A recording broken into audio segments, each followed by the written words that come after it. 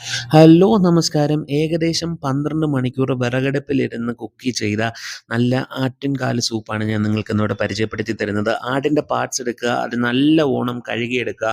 വിനെഗിരിയിലോ മൈദയിലോ ഇട്ട് നിങ്ങൾക്ക് കഴുകിയെടുത്ത് കഴിഞ്ഞാൽ കുറച്ച് മഞ്ഞപ്പൊടിയും കൂടി ഇട്ട് കൊടുത്തോ യാതൊരു പ്രശ്നമില്ല. പെട്ടെന്ന് തന്നെ ക്ലീനായി കിട്ടും. എന്നിട്ട് നമ്മുടെ ഈ 5 ലിറ്റർ വെള്ളത്തിനകത്തേക്ക് ഇത് സാധനങ്ങൾ പാർട്സ് എടുത്തിടുക. അത് തിളച്ച് വരുമ്പോഴാണ് ഇടേണ്ടത്.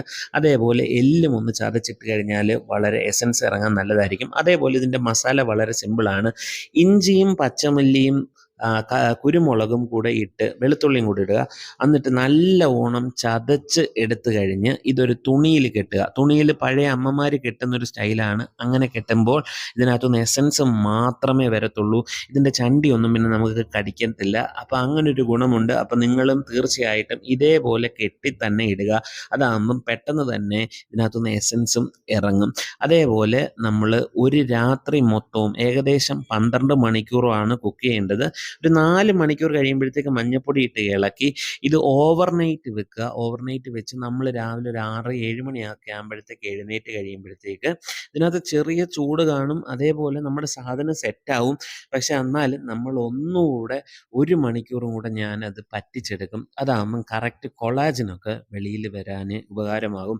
എന്നിട്ട് നമ്മളിത് കുറേ കാലം നമുക്ക് സ്റ്റോർ ചെയ്ത് ഉപയോഗിക്കുകയും ചെയ്യാം. അപ്പം ഇത് നല്ലവണ്ണം വെന്ത് കഴിഞ്ഞിട്ട് ഇതിനകത്തുനിന്ന് ആ തുണി ബാഗുണ്ടല്ലോ ഞാൻ ഇട്ടത്, ഈ മസാലയെല്ലാം കൂടി ഇട്ടത് ഞാൻ എടുത്ത് മാറ്റും. എന്നിട്ട് ഇത് നമ്മളൊരു സ്ട്രെയിനർ വെച്ച് നല്ലവണ്ണം അരിച്ചെടുക്കുക. അങ്ങനെ അരിച്ചെടുത്ത് നമ്മൾ ഫ്രിഡ്ജിൽ സ്റ്റോർ ചെയ്ത് കഴിഞ്ഞാൽ നമുക്ക് ഒരുപാട് നാൾ ഉപയോഗിക്കാം.